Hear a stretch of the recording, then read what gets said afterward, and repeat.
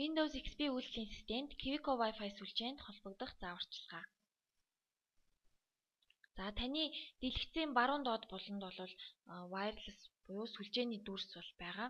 За үүн дээр та энэхүү зааврын дагуу дарж ороход сүлжээнүүдтэй цонх бол харагдаж байна. Эндээс та Kiviko Wi-Fi сүлжээнд дараад Connect товчлуур дээр дарахад бол одоо сүлжээтэйгээ бол холбогдож байна.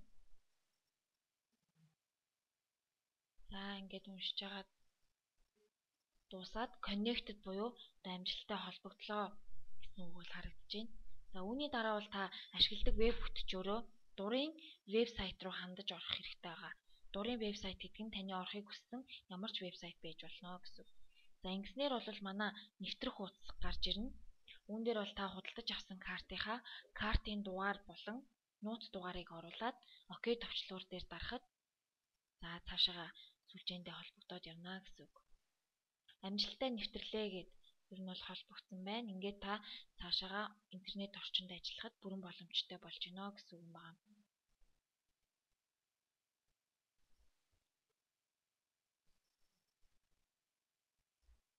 За нэмэлт зааварчилгааны хэсэг байна. За үүнд бол интернет тохиргоогоо идэвхгүй болгосон хэсэг, мөн интернет хаягийн тохируулгатай хэсэг гэсэн хоёр хэсгээс бүрдэж байна.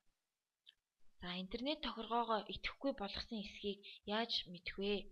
За энэ тухай бол одоо гарах бичлэг дээр бол харагдана.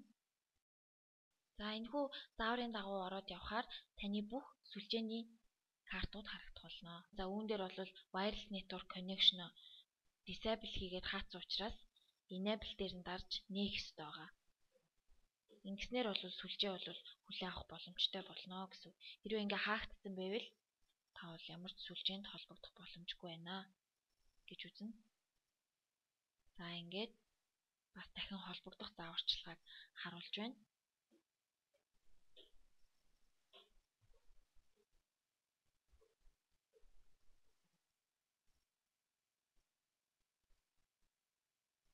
За амжилттай холбогдож чадлаа.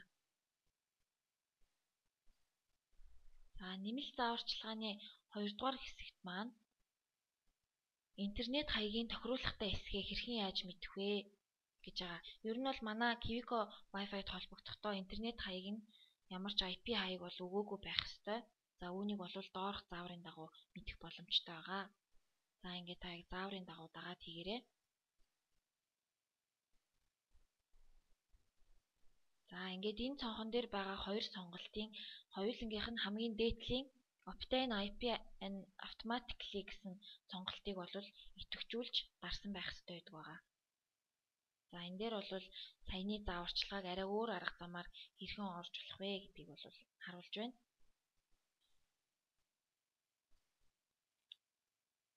IP хаяг өгсөн үгүйгээ мэдхийн тулд бол ер нь бол саяны харагдсан цонхон дээр одоо цэгнүүд биш маш олон тоонууд өгөгдсөн байвал IP хаяг өгсөн байна гэж үзнэ. Тэгэхээр энийг нь болиулахын тулд дээдлийн сонголтуудыг нь бол идэвхжүүлээд OK дарах хэрэгтэй байх нэ.